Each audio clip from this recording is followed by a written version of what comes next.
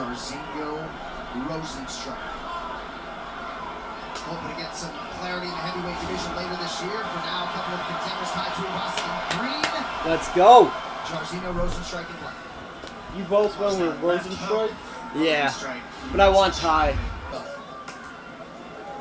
Oh, there we go. That's what Ty needs. He needs to go in there and make it dirty. That's what I'm talking about. Get in there. Ooh, that was a bad knee. Ooh, Rozenstruik is picking him apart now. Oh, no, the leg. Ooh, that was checked. 10 seconds. Run at him. Go. Keep going. 4, 3.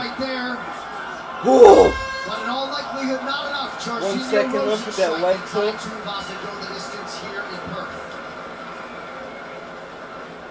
Oh, well. They're in Australia. His nation of supporters. 30-27, Tuivasa. Wow. And David Plessis scores the contest. 30-27 for the winner by split decision.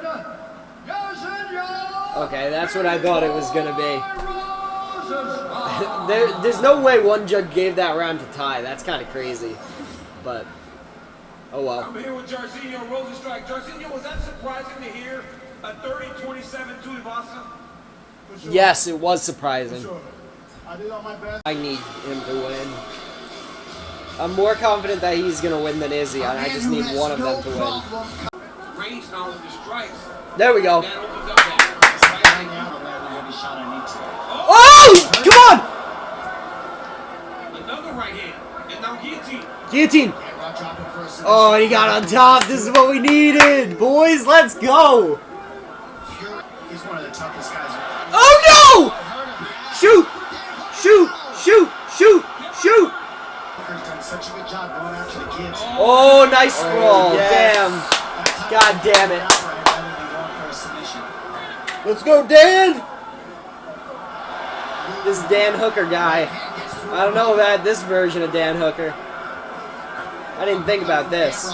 His striking has really looked sharp tonight. Let's go, Dan! God damn it! Dan Hooker, Gamrot. God damn it! I need Izzy to win. This is not the person I Dan wanted to Hooker put my back money into on. the top 5. Let's go.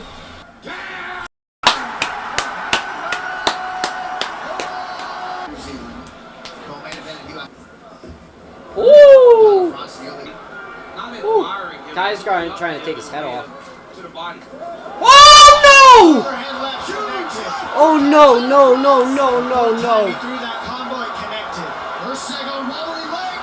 Come on, Erceg. No! God damn it. He was still fine. He could have kept going.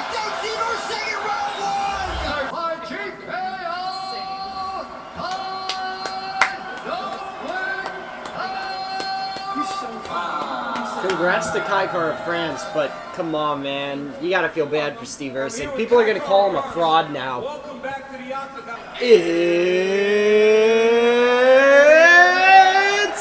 time! Woo! Oh, he could really pull a Kaikar off. DDP does a lot of spinning shit. Izzy doesn't really do spinning elbows. He hasn't had one, though.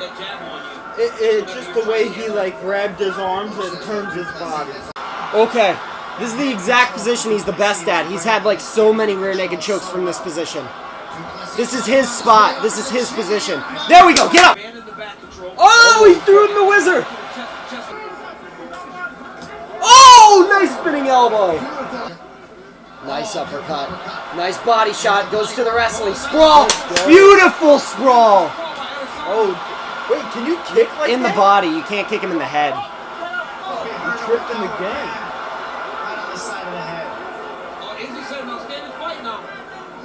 Yeah, he's the one running. Why are you running? God damn it.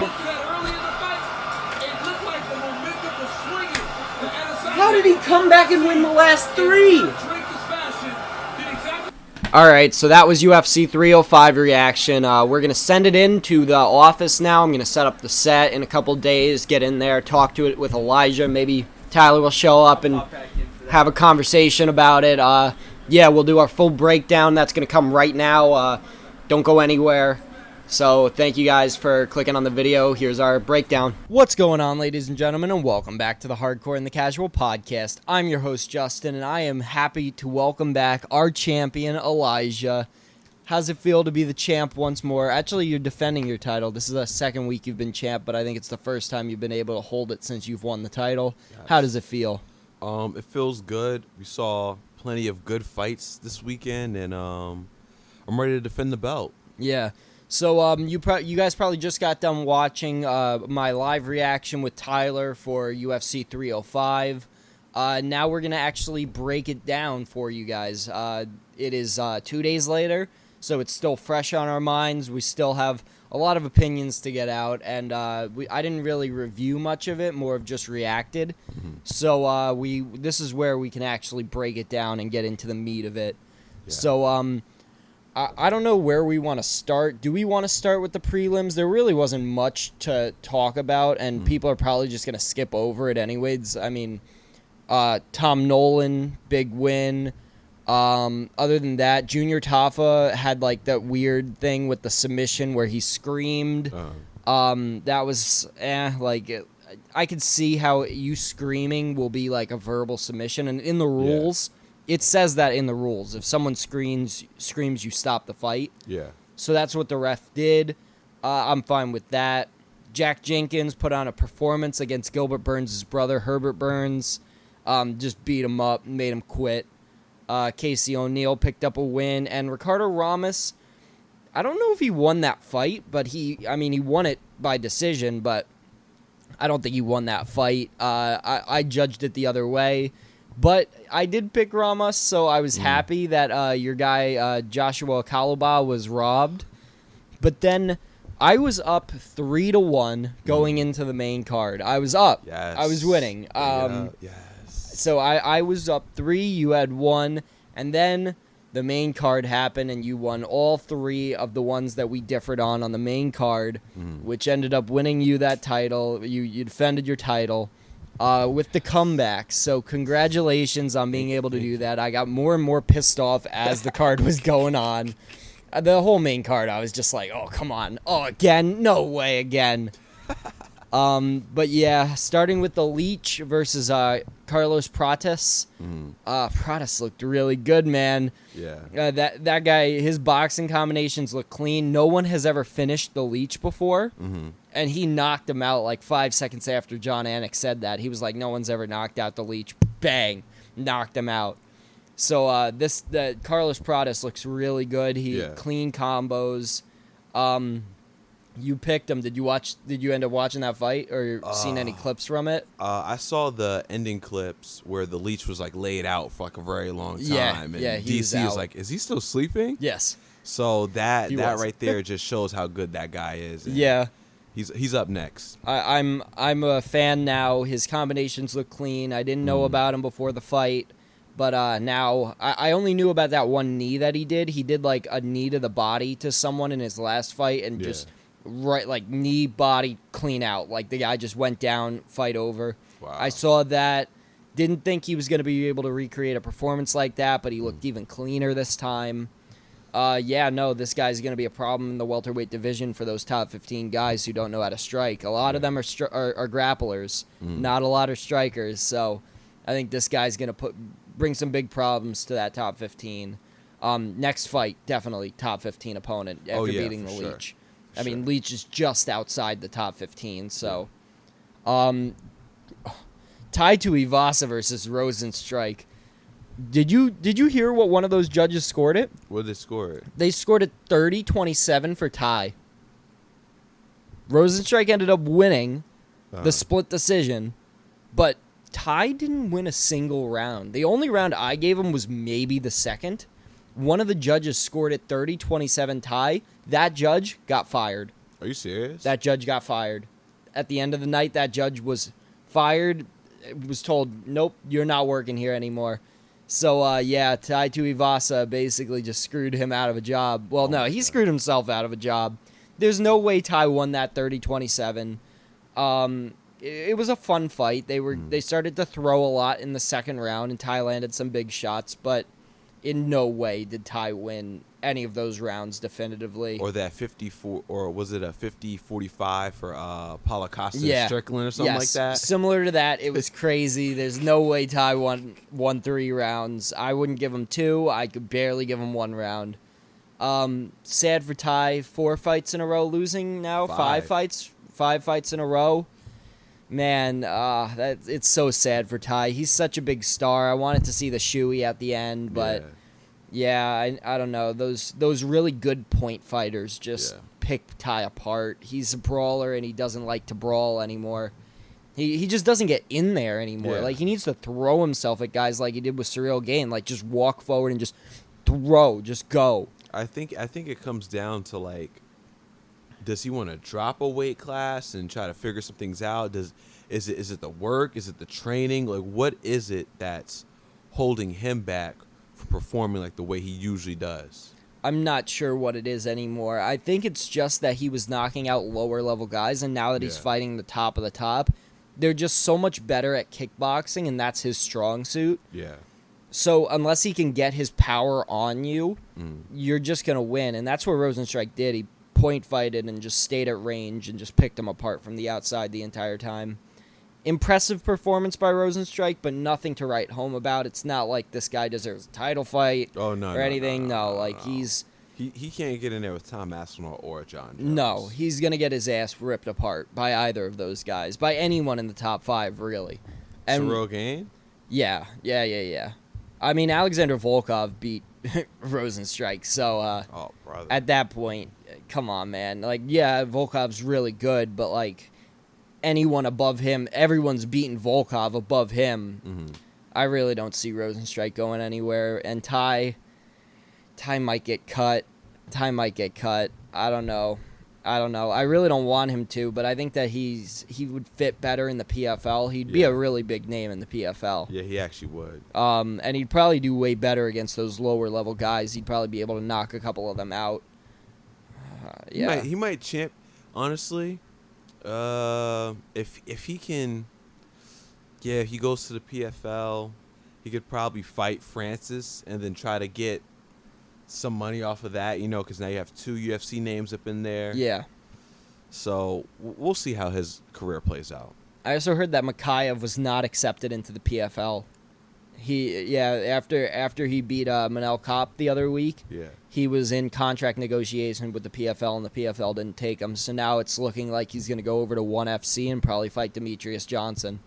Ooh. Which, that's a fun fight. Yeah. And that's only if Demetrius Johnson isn't coming back to the UFC to fight Pantoja. Yeah. Because Pantoja said that he had something big planned. There's nothing big in the flyweight division.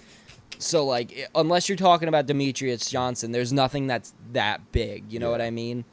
But now, we'll get to it, but Kai Kara France knocking out Steve Erceg, that's a guy that you could throw in there with Pantoja, but I don't think that's what Pantoja was talking about. So we'll have to wait and see what that was all about. But Makayev versus Demetrius Johnson in ONE FC, that would be fun. I'd watch that card. Yeah. I would. I'll watch any Demetrius Johnson fight at this point now. Because he's still a high-level fighter. Yeah. And what he did in the UFC needs to be recognized. Exactly. And outside the UFC. I mean, he's taken, like, 1 loss outside the UFC. And then he came back and beat that guy twice afterwards. With a nasty KO. Yeah. But, yeah, so I think we can move up now. Gamrot, Dan Hooker. Man, I'm going to say right now that Gamrot got robbed.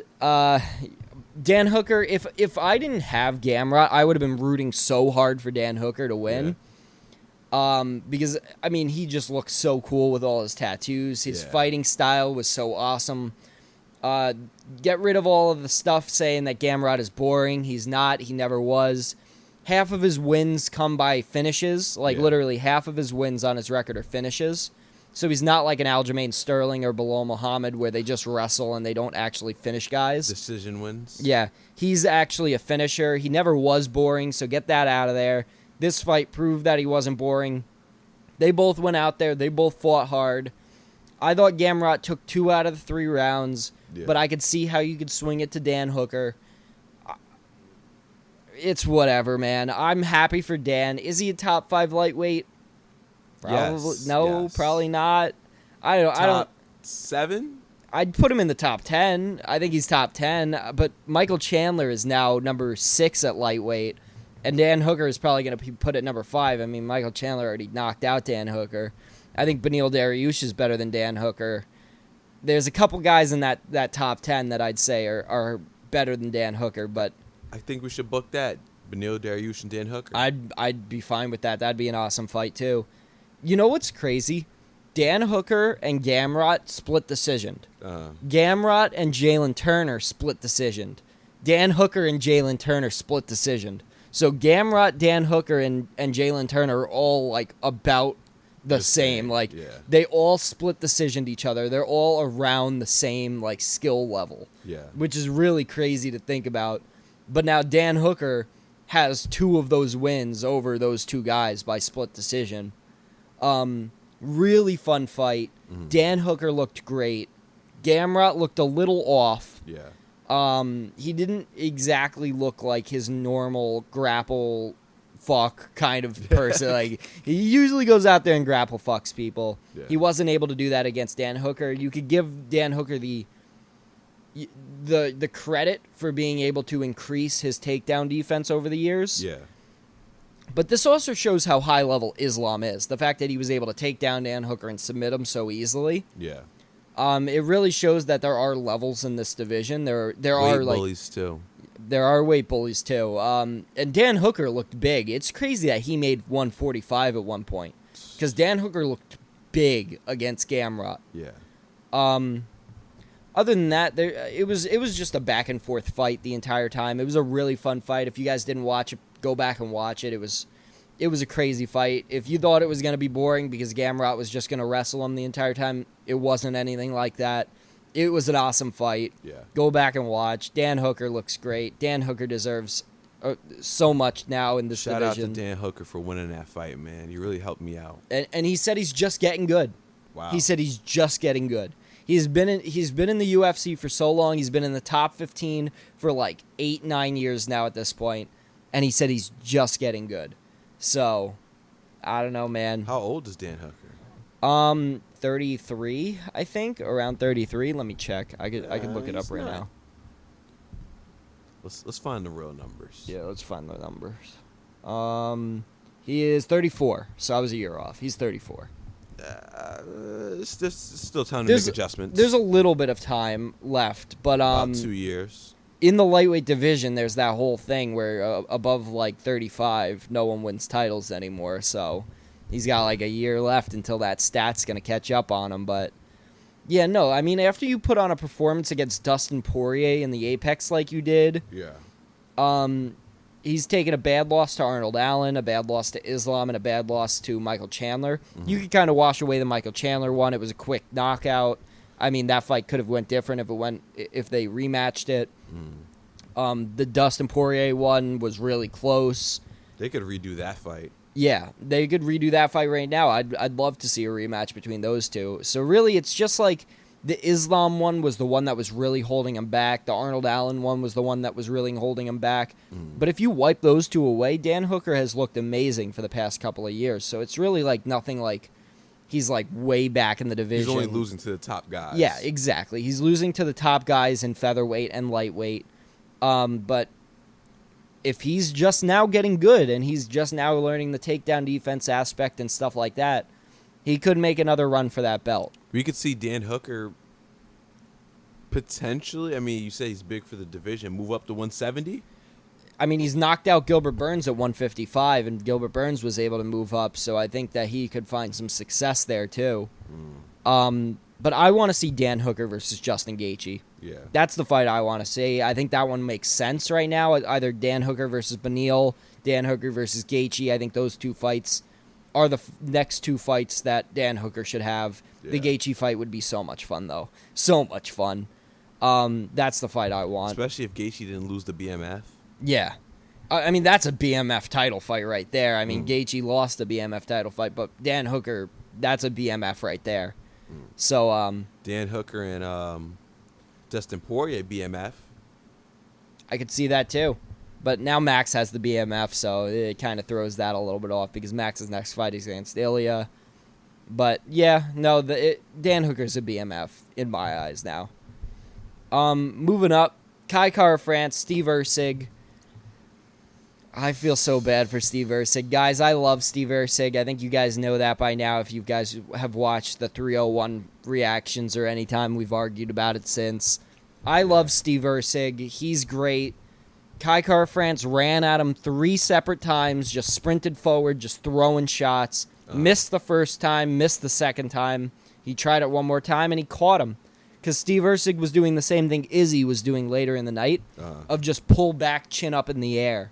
Like, hands down, chin in the air, just trying to, like, evade. Yeah. And he got caught. He just got caught, and then he got dropped, got back up, got caught again. Steve Erceg will be back. He will be. I thought Steve Erceg was going to get the job done because of, fly. Oh, It's a point fight in mosquito. the fly. It's a mosquito. I need a KO. Oh my God. All right. What were you saying? I thought he was going to come back after the close fight he had with Alexander Pantoja. I did have Pantoja winning that fight. He did win that fight. I thought he edged out a little more. Seeing him lose to Kai Kara France, it kind of sets him down 2 paces. It's like the Pantoja fight was a confidence boost, and then I feel like this fight, it kind of sets him down just a little bit in confidence, but I think he should keep working on it. He's still young, still in his, late 20s. Yeah. He can still figure it out and still come back and be champion, but there are some things he has to work on, like rookie mistakes, small rookie mistakes. Moving out just straight back instead of cutting angles on someone just sprinting forward at you. Yeah. Like, Kai Kara France wasn't cutting any angles. He wasn't throwing hooks. It was all straight down the middle, running straight at Erceg. Erceg should have moved off to the side rather than just straight back. Yeah. That probably would have saved him. But yeah, I mean, you got to give a lot of credit to Kai Kara France, too. He's a knockout artist. He's got 7 knockdowns in his last 5 fights. That's crazy. 13 first-round finishes. Yeah. This guy's a monster. Yes, man. he is a monster for the flyweight division. I mean, knocked out Cody Garbrandt pretty easily. Knocked out Steve Erceg now. Had that weird split decision loss to Armin Abazi, but at this point, I haven't even heard his name in a year since that happened. Yeah. So now I think Kai Kara France jumps the line over him. Kai Kara France is next for the title. Unless you get Demetrius Johnson back, you line up Kai Kara France versus Pantoja. That's the next fight. I got Pantoja in that fight. You got to go with the champion. You have to. Yeah, I mean, I got Pantoja in that fight. But Kai Kara France looked really good. He just kept going back to that sprinting forward well, just over and over, and eventually caught Steve. Steve will be back. He will. I have belief in him. He's really good. Yeah. The thing for Kai Kara France is that it seems like the whole blitz method is working for the UFC, but with a guy like Pantoja who has good wrestling, good ground game, you try to blitz and you don't connect with his championship level experience and the type of fights that he's been in, he's gonna take you down. He's gonna drop levels instantly. And he's gonna get the takedown. And the thing is, Kai Kara France's takedown defense is not as good as Steve Erceg. I think Steve Erceg matched up so well against Pantoja because he did have the takedown defense. Yeah. He came in with the strategy of crash into Pantoja when he comes in. Because Pantoja does the same thing as Kai Kara France. He does. They both just run forward, throwing, but the only difference is Kai Kara France just keeps throwing the punches. Yeah.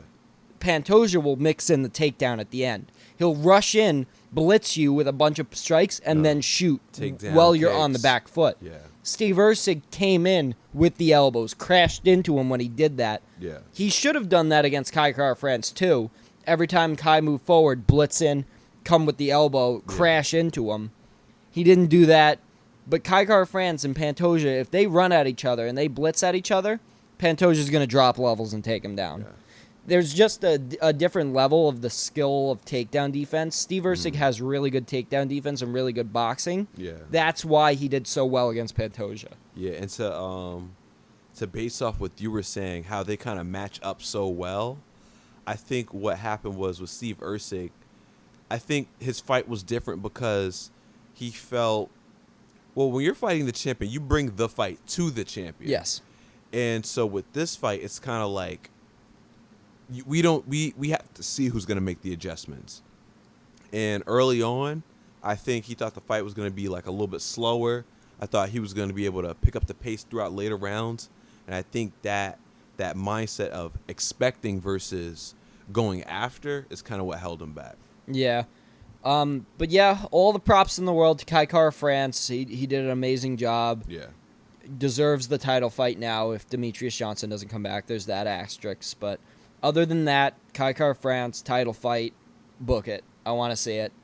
Now moving up, the third City Kickboxing guy, Dan Hooker won, Kai Kara-France won. The third member of City Kickboxing, Israel Adesanya, did not.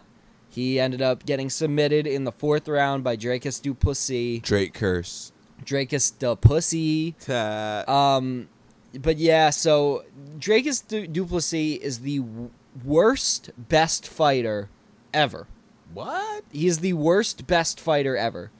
Most of his fights, he looks like he sucks. Yeah. He doesn't look like he has the technique or the skill or anything. He looks low level, and then he manages to still get it done.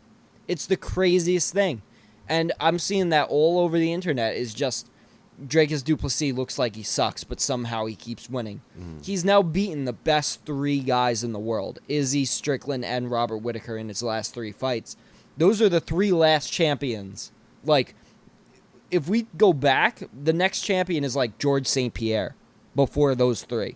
So he's now beaten the last 3 champions since 2017. Yeah. That's like 7 years worth of champions, and Dracus du Plessis walked through all 3 in his last 3 fights. Well, he didn't walk through Sean Strickland. Yeah. He didn't. But he still decision win. They weren't all for all easy 3. fights. Like he had to hard win all Yeah. of those. I mean, the Robert Whittaker fight was somewhat easy. I mean, Yeah. he struggled in the first round, as he usually does, because as I stated on last week's episode when I did the episode by myself, Dracus du Plessis is a slow starter. Yeah. He usually gets beat in the first round, and then he starts picking up the pace in the later rounds and starts to come back. Picking up the pace while being dead tired. That's Exactly. gotta be a He skill. always looks dead tired. Yeah. And still manages to come back and win. I mean, in the Robert Whittaker fight, he picked up the pace in the later rounds and managed to get the knockout. Yeah. In the Strickland fight, lost the first round, picked up the pace, and won the middle 3 rounds. You could disagree, but the judges said that he won the middle 3 rounds. And then the 5th round, Strickland ended up winning. But at that point, Dracus had already won the fight. Then in this fight, Izzy seemed to have been picking up the pace on DDP, and then DDP caught him with like a good strike in the 4th. Yeah. Seemed like he rocked Izzy a little bit. Izzy had a strategical error, the same thing that Leon did last pay-per-view, didn't get his back off the cage. Yeah. He pointed down at the at the ground. He was like, "Come on, fight me right here." And then he just kept on getting clipped because he didn't have the room to get out of the way. Yeah. Because he was pointing at the ground with his back up against the cage. Dude, circle to the middle and then point at the ground. I think Izzy's just like, you gotta think about it. I think what he's trying to do was bait Dracus the way he kind of baited Pereira. Yes. And it did not work. It didn't work. Pereira is a different striker than DDP. And to think that it was going to work on DDP is crazy because DDP is so awkward. You can't just plan on what he's going to do next. Yeah. You can kind of plan on what Alex Pereira's strategy is going to be. He's going to throw the body shot, he's going to throw the knee, he's going to come upstairs with the right, and then he's going to go for the left. Yeah. You can kind of see, like, in all of his fights, he kind of does that. DDP just does the weirdest stuff. You can never plan for what he's going to do. And for Izzy to just keep his back up against the cage and just point at the ground and, like, come fight me, he got hit like 4 different times, taken down, and then right away DDP got the back and choked him out in the exact position DDP is his best at.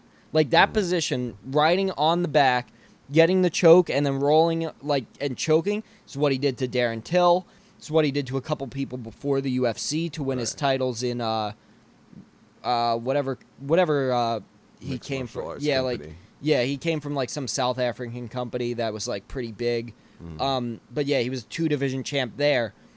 And it's always the same thing. He gets on your back, he chokes you out from the back. while you're belly down on the ground. Yeah. And that's his best position, and Izzy shouldn't have let himself get in there. He got out of that position in the second round. Yeah. And then let himself get back into it in the fourth. As Izzy said, strategical error on his part. But, I mean, Dricus du Plessis, you got to give him some credit, man. The real African champ. The real... Oh, God. Yeah, I'm not... Dricus du Plessis go ahead and is say the that. real African champ. I'm staying out of this. He is the next up. Honestly, Dricus can knock out Alex Pereira. Yeah. Dricus will be the next double champ. He beats Khamzat. Dricus is just... He's the next face of the UFC. But you don't think that he beats Strickland in a rematch? No. But that's his next fight. Then he loses the belt. Oh, yeah, okay. So there we go. Okay, so Strickland is going to be our next champion, you feel? Strickland will definitely be our next champ. I wish for Strickland to be our next champion. So you like DDP, but you just like Strickland more. I like DDP, but I believe that Strickland won that first fight. Granted, my scoring criteria may be a little bit wrong, maybe a little bit different, but I do feel like Sean Strickland and DDP match up so well that fight could go either way anytime. I think that too. I mean, I think the fight's going to be... No, I kind of think the fight's going to look very similar to the first fight. Another 5-round war. Yeah, it's going to be another 5-round war. I mean, you can't... No one has finished Dricus du Plessis in the UFC. No one's beaten Dricus du Plessis in the UFC. Yeah. And, I mean, Strickland is notoriously the hardest person to hit in the entire middleweight division ever. Yeah. Like, best striking defense in the UFC's history by numbers. So, yeah, 5-round war, most likely. And I don't know what happens next for Izzy, though, but he's not washed. Yeah. Izzy was looking very good in that third round, laying on combinations. A lot of uppercuts. He was doing real good with his uppercuts. Yeah. So Izzy didn't necessarily look washed, Uh-huh. but this was the first time he had ever been put in a submission attempt. Yeah. First time ever being a submission attempted on Izzy. That's wild. And he gets submitted. The first time ever. So I wouldn't say that means he's washed. Yeah. It just means that he got caught. I mean... It's a fight. It's a fight. It happens. What's next for Izzy? Do you have any opinions on that? I mean, we know what's next for DDP, the Strickland fight. What would Izzy do? We cannot just say Izzy's washed because number one, he just had a 4-round fight with the champion. He had great combinations. He had great hits. Izzy put up a great fight, and some people even believe that Izzy could have won the fight had he not had that error. Some people believe Izzy was up on the fight. I do believe that. I had Izzy up. Yeah. I had Izzy up on the fight. The scorecards came back, and every judge scored the rounds different. Like, no judge scored the rounds the same. Yeah. If you look at all the scorecards, one judge said first round and third round. One judge said first round and second round. One said 2 and 3. Every judge had it differently. Yeah. I had Izzy up 2, but I could see how you would have DDP up 2.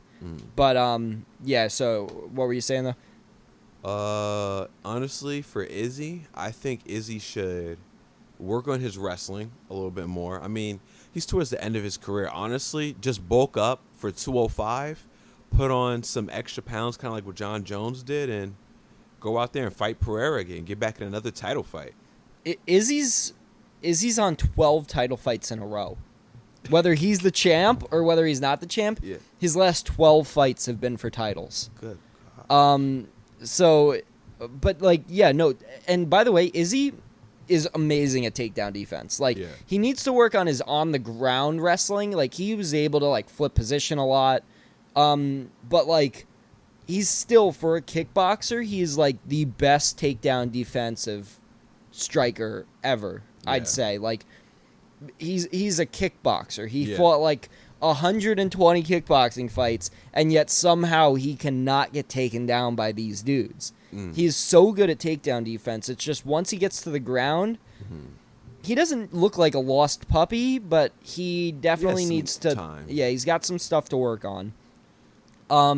What I'd like to see next from Izzy is for him to fight the winner of Chimaev versus Whitaker, but I kind of feel like if Whitaker wins, you don't do that And if Chimaev wins, you just give him the title fight. So it doesn't really make sense to insert him in that. Yeah. And there's not anything else for him to do at middleweight. I mean, he's already beaten Cannonier, Vittori, Costa. All the guys in the top 10 he's already beaten. Why run it back with any of those guys decisively? There's no reason to really run it back with any of them. So I think the only thing left for Izzy to do is to move up to light heavyweight. All he can... It's weird to say. All he can do is fight another title fight. Yeah. I mean, yeah, but I don't even know if you give him the title fight. Put him in there against, like... Yeah, no, you got to give him the title fight. Yeah. I mean, like, Jamal Hill, nah. Like, Yuri Prohaska. That'd kind of be a fun fight, though. Yuri versus Izzy. Izzy, he still needs to bulk up. Yeah, he would need to bulk up.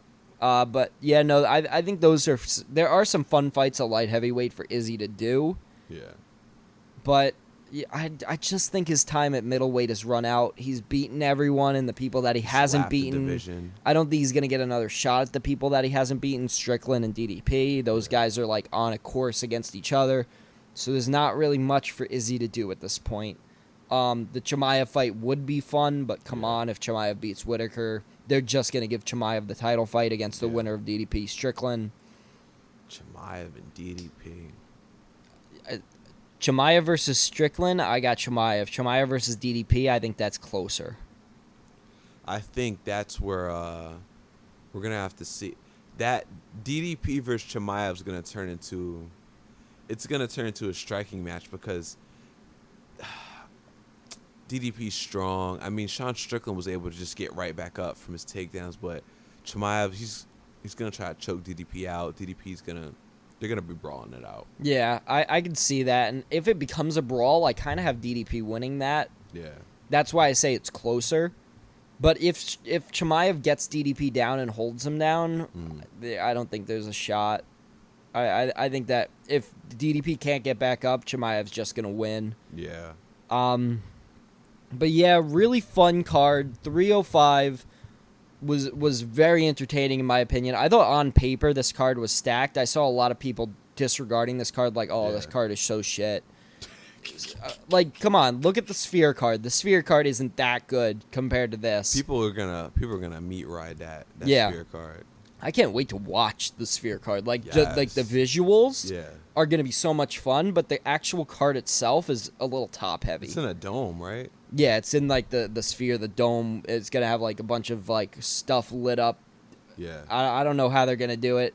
Seems entertaining. I want to see what it is, but yeah, top heavy card. Diego Lopez versus Brian Ortega. They're finally gonna do that. Ooh. Shevchenko versus Grasso. O'Malley versus Merab. And then I think there's Rojas Jr. is going to be on it. See, but I don't know. Diego Lopez, I think you should run it back with Dan Ige. Dan Ige has another fight. He's I don't remember who he was announced to fight, but he's announced to fight someone else right now. If they both win their fights, I think that's a good fight to run back. I think they deserve to run it back at the Sphere, but it's the whole Mexican independence thing. I think they wanted Brian Ortega on it because of his Mexican heritage. Yeah. And I think that's a good fight. They wanted to run that back. They want Diego Lopez to jump the line. Makes sense. So you give him the number 3 guy. If he could beat the number 3 guy, he'd probably get a title fight next. I think they just want him to jump the line. And, Diego Lopez from Brazil fights out of Mexico, I'm pretty sure, with Grasso. Yeah. But even though Brian Ortega has the Mexican heritage, I think they're going to be rooting for Diego Lopez. We'll have to see. And we'll be talking about that more in a couple of weeks. I think that's September 17th or September 14th? 14th. So that's only a couple of weeks away. We'll probably be talking about that in 3 weeks.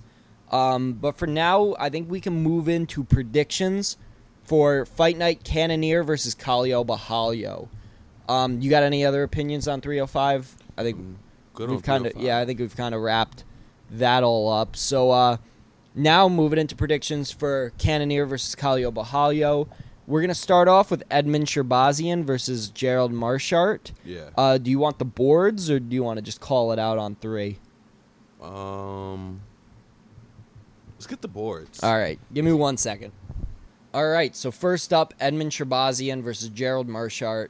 Edmund is 13-4. Gerald Meerschaert is 36-17. Jesus Christ. What's the first guy's name? Edmund Sherbazian. He was the guy that trained with Ronda Rousey's old coach. He was a prospect for a while, lost a couple. I think he's won his last fight. Gerald Meerschaert, I think his last fight he got knocked out by Joe Pyfer. He's also known for getting knocked out by Chimaev in like 10 seconds. Oh, wow. He's a grapple-heavy guy. Edmund is more of a striker. I think I know who I have. Put this right by it. All right. You ready? Yeah. 3, 2, 1. I put Edmund. I put. Oh, wait. It's with an S? Yeah, Sherbazian. But yeah, you got Edmund. Edmund by KO. By KO. I got Edmund by KO too. I think he'll KO him probably in the second round. Yes. So yeah, we both got Edmund. Next up, we got Neil Magny versus Michael Morales. Neil Magny, 29-12, most wins ever at welterweight. I think his last fight he lost to Ian Gary, and the fight before that he beat Mike Malott. He's never lost 2 fights in a row, I don't think, and or at least not for a really long time. And Michael Morales, 16-0. He's a prospect on the rise. I mean, I think his last fight was against Jake Matthews, I think, and he beat Jake Matthews. But yeah, so he's also, his mom is a judo world champ, and his dad is a kickboxing world champ. What's the guy's name? Michael Morales. Okay. And Neil Magny is the other guy. Neil Magny. Yeah, I think I know. All right. Ready? 3, 2, 1. I got Michael Morales. I got him by decision. I got him by sub. All right. Next up, Angela Hill versus Tabitha Ricci. Angela Hill, 17-13. That's not a great record, but she is known for being like one of the top girls in the division. Tabitha Ricci, 10-2, on the rise. This is a strawweight fight. I think I know who I have.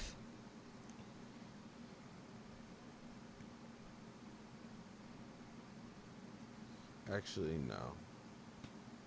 All right, 3, 2, 1. I got Tabitha Ricci by decision. By decision. All right. Hey, if we do Jared Cannonier versus Khalil Bahalio the same, then we might have to go by what we picked for submission, UD, stuff like that, KO. All right. We might have to go by that instead. All right, Jared Cannonier versus Khalil Bahalio. Jared Cannonier, 17-7, was robbed in his last fight, early stoppage by Amavov. Oh my god. You remember that? Couple. It was only like 2 months ago. And then Khalil Bahalio, 16-1. I think his last fight he knocked out Paul Craig at 301. He's got 1 no contest too. That doesn't really matter though. Yeah, I think I know. All right, you ready? All right. Yeah. 3, 2, 1. I got Jared Cannonier. Khalil Bahalio. I got him by knockout, by the way, but that doesn't matter anymore. You got Khalil Bahalio. I got Jared Cannonier. That's all. That's the predictions. We were all the same on everything else. We both picked Edmund. We both picked Michael Morales. We both picked Tabitha Ricci. You have Khalil Bahalio. I have Jared Cannonier. It is for that title that it'll be on the line. But yeah, no, I think Jared Cannonier has this in the bag. I really like Jared Cannonier. I really like Khalil Bahalio too, but like, man, Jared Cannonier split decision to Sean Strickland. He UD'd him, or split decision win. So, I don't know, man. Jared Cannonier is really good. Yeah. So, but yeah, that's it. That's the predictions for that. That'll also be the Ultimate Fighter finale will be on that, but yeah, I don't really, we don't need to do that. But yeah, so now that's basically it. You got anything else you want to mention? Is there anything else coming up that you want to talk about or anything? Any big boxing fights? I have no clue. I don't really follow boxing like that unless it's on my For You page. The only thing I can look forward to boxing is, with the next big UFC event, the Sphere, and you got Canelo fighting. So we'll touch up on that. Yeah, when we'll it gets closer. Yeah, we'll do that at the same time as the predictions for the Sphere. So that's a couple of weeks from now. We'll do that at the same time. But yeah, there's from what I know, there's not really much going on in boxing right now. The only question I have when it comes to mixed martial arts right now is, do we think Sean Strickland can get the job done? Leave it in the comments. Yeah. I'd love to hear what you guys think. Will Sean Strickland get the job done against DDP this time? Or do you think DDP will put on the same performance? Do you think he will look more impressive? Do you think Strickland will put on the same performance? Do you think he'll look more impressive? Leave it in the comments below. And also, I want to hear about what you guys think Izzy's going to do next. What do you think? Yeah. He said he's not done. He said he's sticking around, and he said he wants to be more active. So, yeah, leave it in the comments what you guys think that Izzy will do next. Please like, share, and subscribe. That has been Elijah. This has been the Hardcore and the Casual Podcast. I've been your host, Justin. Thank you guys for watching, and peace out.